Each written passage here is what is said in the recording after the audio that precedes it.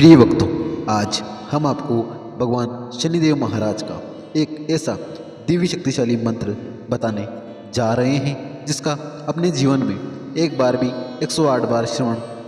कर लिया तो आपकी संतान को 5 लाभ हमेशा मिलता रहेगा। वह सभी 5 लाभ कुछ इस प्रकार हैं। भक्तों, पहला लाभ यह है कि आपके द्वारा किए गए शनिदेव की आराधना का आशीर्वाद और भगवान शनिदेव की कृपा से आपकी संतान को सब दिन सद्बुद्धि प्राप्त होती रहेगी, जिससे आपका पुत्र या पुत्री सब दिन नेक कार्य करने की ओर अग्रसित रहेंगे।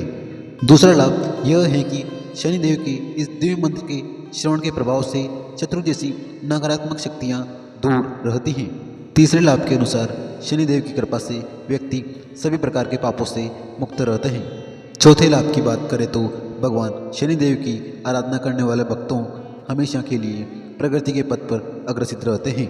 उनका जीवन धन धान्य से परिपूर्ण रहता है और अपने जीवन में हमेशा खुशहाल रहते हैं।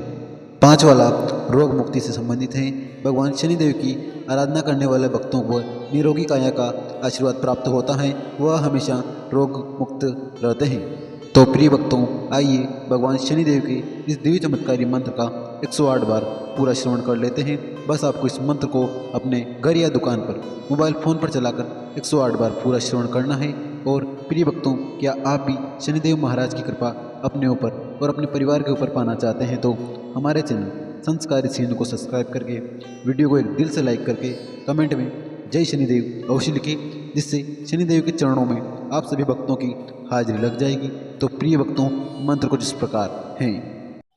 ॐ त्र्यम्बकं यजामहे सुगन्धि पुष्टिवर्धनम् उर्वारुकमिव बन्धनान् मृत्युर्मुक्षीयमामृतम्। ॐ त्र्यम्बकं यजामहे सुगन्धि पुष्टिवर्धनम् उर्वारुकमिव बन्धनान् मृत्युर्मुक्षीयमामृतम्। ॐ त्र्यम्बकं यजामहे सुगन्धि पुष्टिवर्धनम् उर्वारुकमिव बन्धनान्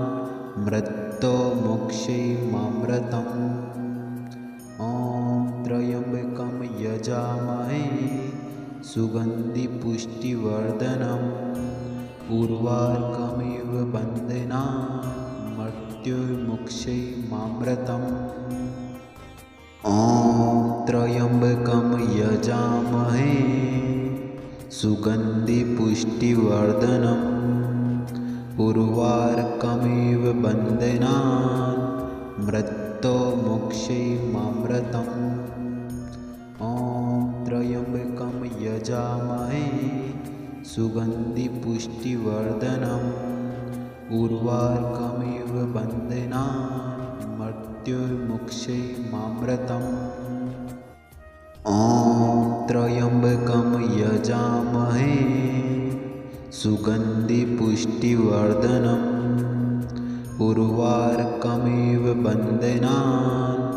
मृत्युर्मुक्षीयमामृतम्। ॐ त्र्यम्बकं यजामहे सुगन्धि पुष्टिवर्धनम् उर्वारुकमिव बन्धनान् मृत्युर्मुक्षीयमामृतम्। ॐ त्र्यम्बकं यजामहे सुगन्धि पुष्टिवर्धनम् उर्वारुकमिव बन्धनान् मृत्युर्मुक्षीयमामृतम्। ॐ त्र्यम्बकं यजामहे सुगन्धि पुष्टिवर्धनम् उर्वारुकमिव बन्धनान् मृत्युर्मुक्षीयमामृतम्। ॐ त्र्यम्बकं यजामहे सुगन्धि पुष्टिवर्धनम् उर्वारुकमिव बन्धनान् मृत्युर्मुक्षीयमामृतम्। ॐ त्र्यम्बकं यजामहे सुगन्धि पुष्टिवर्धनम् उर्वारुकमिव बन्धनान् मृत्युर्मुक्षीयमामृतम्। ॐ त्र्यम्बकं यजामहे सुगन्धिपुष्टिवर्धनम् उर्वारुकमिव बन्धनान् मृत्योर्मुक्षैमामृतम् ॐ त्र्यम्बकं यजामहे सुगन्धिपुष्टिवर्धनम् उर्वारुकमिव बन्धनान् मृत्योर्मुक्षैमामृतम् ॐ त्र्यम्बकं यजामहे सुगन्धिपुष्टिवर्धनम् उर्वारुकमिव बन्धनान् मृत्योर्मुक्षैमामृतम् ॐ त्र्यम्बकं यजामहे सुगन्धिपुष्टिवर्धनम् उर्वारुकमिव बन्धनान् मृत्योर्मुक्षैमामृतम् ॐ त्र्यम्बकं यजामहे सुगन्धिपुष्टिवर्धनम् उर्वारुकमिव बन्धनान् मृत्योर्मुक्षैमामृतम् ॐ त्र्यम्बकं यजामहे सुगन्धिपुष्टिवर्धनम् उर्वारुकमिव बन्धनान् मृत्योर्मुक्षैमामृतम् ॐ त्र्यम्बकं यजामहे सुगन्धिपुष्टिवर्धनम् उर्वारुकमिव बन्धनान् मृत्योर्मुक्षैमामृतम् ॐ त्र्यम्बकं यजामहे सुगन्धिपुष्टिवर्धनम् उर्वारुकमिव बन्धनान् मृत्योर्मुक्षैमामृतम् ॐ त्र्यम्बकं यजामहे सुगन्धिपुष्टिवर्धनम् उर्वारुकमिव बन्धनान् मृत्योर्मुक्षैमामृतम् ॐ त्र्यम्बकं यजामहे सुगन्धिपुष्टिवर्धनम् उर्वारुकमिव बन्धनान् मृत्योर्मुक्षैमामृतम् ॐ त्र्यम्बकं यजामहे सुगन्धिपुष्टिवर्धनम् उर्वारुकमिव बन्धनान् मृत्योर्मुक्षैमामृतम् ॐ त्र्यम्बकं यजामहे सुगन्धिपुष्टिवर्धनम् उर्वारुकमिव बन्धनान् मृत्योर्मुक्षैमामृतम् ॐ त्र्यम्बकं यजामहे सुगन्धिपुष्टिवर्धनम् उर्वारुकमिव बन्धनान् मृत्योर्मुक्षैमामृतम् ॐ त्र्यम्बकं यजामहे सुगन्धिपुष्टिवर्धनम् उर्वारुकमिव बन्धनान् मृत्योर्मुक्षैमामृतम् ॐ त्र्यम्बकं यजामहे सुगन्धिपुष्टिवर्धनम् उर्वारुकमिव बन्धनान् मृत्योर्मुक्षैमामृतम् ॐ त्र्यम्बकं यजामहे सुगन्धिपुष्टिवर्धनम् उर्वारुकमिव बन्धनान् मृत्योर्मुक्षैमामृतम् ॐ त्र्यम्बकं यजामहे सुगन्धिपुष्टिवर्धनम् उर्वारुकमिव बन्धनान् मृत्योर्मुक्षैमामृतम् ॐ त्र्यम्बकं यजामहे सुगन्धिपुष्टिवर्धनम् उर्वारुकमिव बन्धनान् मृत्योर्मुक्षैमामृतम् ॐ त्र्यम्बकं यजामहे सुगन्धिपुष्टिवर्धनम् उर्वारुकमिव बन्धनान् मृत्यो मोक्षैमामृतम् ॐ त्र्यम्बकं यजामहे सुगन्धिपुष्टिवर्धनम् उर्वारुकमिव बन्धनान् मृत्युर्मुक्षैमामृतम् ॐ त्र्यम्बकं यजामहे सुगन्धिपुष्टिवर्धनम् उर्वारुकमिव बन्धनान् मृत्योर्मुक्षैमामृतम् ॐ त्र्यम्बकं यजामहे सुगन्धिपुष्टिवर्धनम् उर्वारुकमिव बन्धनान् मृत्युर्मुक्षैमामृतम् ॐ त्र्यम्बकं यजामहे सुगन्धिपुष्टिवर्धनम् उर्वारुकमिव बन्धनान् मृत्योर्मुक्षैमामृतम् ॐ त्र्यम्बकं यजामहे सुगन्धिपुष्टिवर्धनम् उर्वारुकमिव बन्धनान् मृत्युर्मुक्षैमामृतम् ॐ त्र्यम्बकं यजामहे सुगन्धिपुष्टिवर्धनम् उर्वारुकमिव बन्धनान् मृत्योर्मुक्षैमामृतम् ॐ त्र्यम्बकं यजामहे सुगन्धिपुष्टिवर्धनम् उर्वारुकमिव बन्धनान् मृत्युर्मुक्षैमामृतम् ॐ त्र्यम्बकं यजामहे सुगन्धिपुष्टिवर्धनम् उर्वारुकमिव बन्धनान् मृत्योर्मुक्षैमामृतम् ॐ त्र्यम्बकं यजामहे सुगन्धिपुष्टिवर्धनम् उर्वारुकमिव बन्धनान् मृत्युर्मुक्षैमामृतम् ॐ त्र्यम्बकं यजामहे सुगन्धिपुष्टिवर्धनम् उर्वारुकमिव बन्धनान् मृत्योर्मुक्षैमामृतम् ॐ त्र्यम्बकं यजामहे सुगन्धिपुष्टिवर्धनम् उर्वारुकमिव बन्धनान्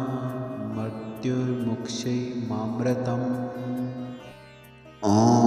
त्र्यम्बकं यजामहे सुगन्धिपुष्टिवर्धनम्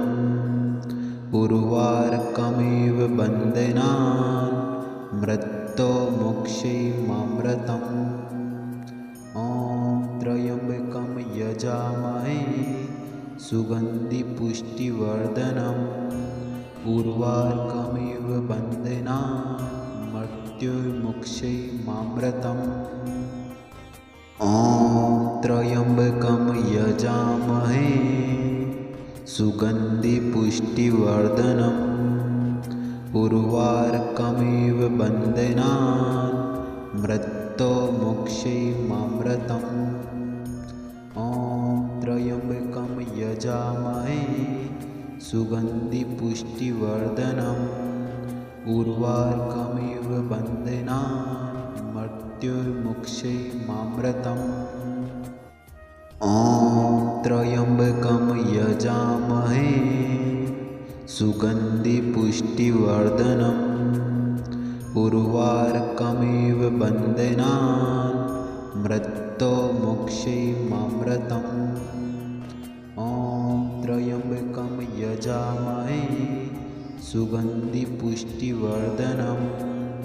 उर्वारुकमिव बन्धनान् मृत्युर्मुक्षैमामृतम् ॐ त्र्यम्बकं यजामहे सुगन्धिपुष्टिवर्धनम् उर्वारुकमिव बन्धनान् मृत्योर्मुक्षैमामृतम् ॐ त्र्यम्बकं यजामहे सुगन्धिपुष्टिवर्धनम् उर्वारुकमिव बन्धनान् मृत्युर्मुक्षैमामृतम् ॐ त्र्यम्बकं यजामहे सुगन्धिपुष्टिवर्धनम् उर्वारुकमिव बन्धनान् मृत्युर्मुक्षैमामृतम् ॐ त्र्यम्बकं यजामहे सुगन्धिपुष्टिवर्धनम् उर्वारुकमिव बन्धनान् मृत्युर्मुक्षैमामृतम् ॐ त्र्यम्बकं यजामहे सुगन्धिपुष्टिवर्धनम् उर्वारुकमिव बन्धनान् मृत्युर्मुक्षैमामृतम् ॐ त्र्यम्बकं यजामहे सुगन्धिपुष्टिवर्धनम् उर्वारुकमिव बन्धनान् मृत्युर्मुक्षैमामृतम् ॐ त्र्यम्बकं यजामहे सुगन्धिपुष्टिवर्धनम् उर्वारुकमिव बन्धनान् मृत्युर्मुक्षैमामृतम् ॐ त्र्यम्बकं यजामहे सुगन्धिपुष्टिवर्धनम् उर्वारुकमिव बन्धनान् मृत्युर्मुक्षैमामृतम् ॐ त्र्यम्बकं यजामहे सुगन्धिपुष्टिवर्धनम् उर्वारुकमिव बन्धनान् मृत्युर्मुक्षैमामृतम् ॐ त्र्यम्बकं यजामहे सुगन्धिपुष्टिवर्धनम् उर्वारुकमिव बन्धनान् मृत्युर्मुक्षैमामृतम् ॐ त्र्यम्बकं यजामहे सुगन्धिपुष्टिवर्धनम् उर्वारुकमिव बन्धनान् मृत्युर्मुक्षैमामृतम् ॐ त्र्यम्बकं यजामहे सुगन्धिपुष्टिवर्धनम् उर्वारुकमिव बन्धनान् मृत्युर्मुक्षैमामृतम् ॐ त्र्यम्बकं यजामहे सुगन्धिपुष्टिवर्धनम् उर्वारुकमिव बन्धनान् मृत्युर्मुक्षैमामृतम् ॐ त्र्यम्बकं यजामहे सुगन्धिपुष्टिवर्धनम् उर्वारुकमिव बन्धनान् मृत्युर्मुक्षैमामृतम् ॐ त्र्यम्बकं यजामहे सुगन्धिपुष्टिवर्धनम् उर्वारुकमिव बन्धनान् मृत्युर्मुक्षैमामृतम् ॐ त्र्यम्बकं यजामहे सुगन्धिपुष्टिवर्धनम् उर्वारुकमिव बन्धनान् मृत्युर्मुक्षैमामृतम् ॐ त्र्यम्बकं यजामहे सुगन्धिपुष्टिवर्धनम् उर्वारुकमिव बन्धनान् मृत्युर्मुक्षैमामृतम् ॐ त्र्यम्बकं यजामहे सुगन्धिपुष्टिवर्धनम् उर्वारुकमिव बन्धनान् मृत्युर्मुक्षैमामृतम् ॐ त्र्यम्बकं यजामहे सुगन्धिपुष्टिवर्धनम् उर्वारुकमिव बन्धनान्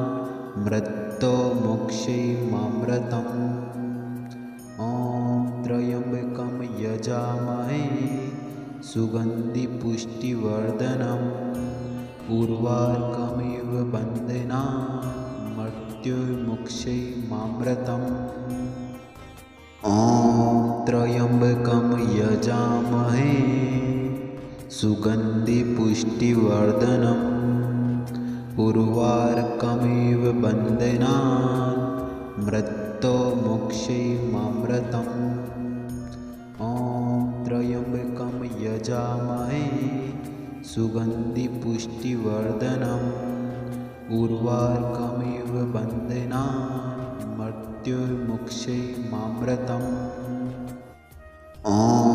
त्र्यम्बकं यजामहे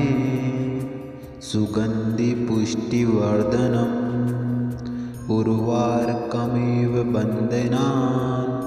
मृत्योर्मुक्षैर्मामृतम् ॐ त्र्यम्बकं यजामहे सुगन्धिपुष्टिवर्धनम् उर्वारुकमिव बन्धनान् मृत्योर्मुक्षैर्मामृतम् ॐ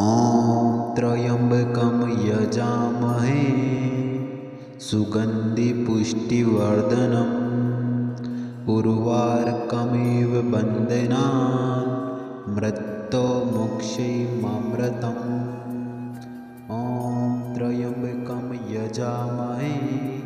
सुगन्धिपुष्टिवर्धनम् उर्वारुकमिव बन्धनान् मृत्योर्मुक्षैर्मामृतम् ॐ त्र्यम्बकं यजामहे सुगन्धिपुष्टिवर्धनम् उर्वारुकमिव बन्धनान् मृत्योर्मुक्षैर्मामृतम् ॐ त्र्यम्बकं यजामहे सुगन्धिपुष्टिवर्धनम् उर्वारुकमिव बन्धनान् मृत्योर्मुक्षैर्मामृतम् ॐ त्र्यम्बकं यजामहे सुगन्धिपुष्टिवर्धनम् उर्वारुकमिव बन्धनान् मृत्योर्मुक्षैर्मामृतम् ॐ त्र्यम्बकं यजामहे सुगन्धिपुष्टिवर्धनम् उर्वारुकमिव बन्धनान् मृत्योर्मुक्षैर्मामृतम् ॐ त्र्यम्बकं यजामहे सुगन्धिपुष्टिवर्धनम् उर्वारुकमिव बन्धनान् मृत्योर्मुक्षैर्मामृतम् ॐ त्र्यम्बकं यजामहे सुगन्धिपुष्टिवर्धनम् उर्वारुकमिव बन्धनान् मृत्योर्मुक्षैर्मामृतम्